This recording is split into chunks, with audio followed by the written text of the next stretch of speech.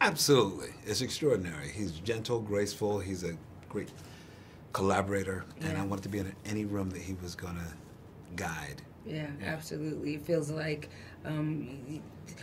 you know you're receiving a gift when you are in a person's presence and you constantly feel like you're in this space where you're learning. And Barry gifted us with so much.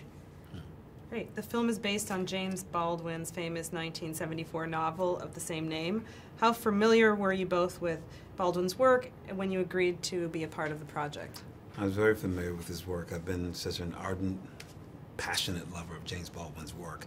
And so when this came up, I just thought, perhaps the universe has finally responded to this need I have in me to be a part of, you know, telling a Baldwin story in some way. And yeah, I'm flying. Yeah, I'm with. I was not as familiar with James Baldwin's work as Colman. I was definitely aware of James Baldwin. Had read a few of his essays. Read Giovanni's Room. Seen so many of his interviews and his passion in his interviews, and so I was just a fan of just this passionate man who was just so passionate for Black Americans and the experience of being Black in America.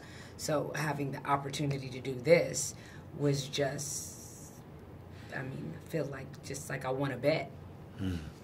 Cool. Regina, you and Kiki are of a really close bond in the film. Tell us what it was like developing that both on and off screen.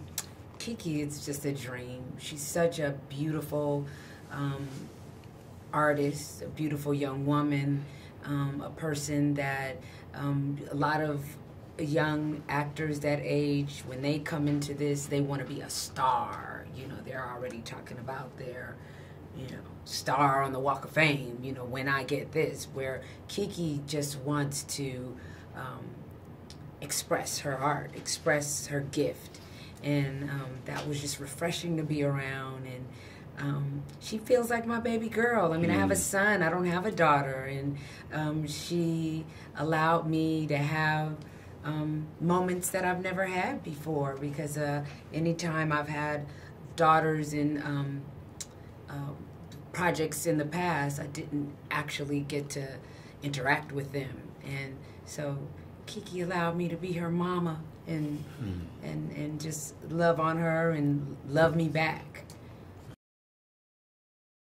What is it that you hope audience members take away from seeing If Beale Street Could Talk?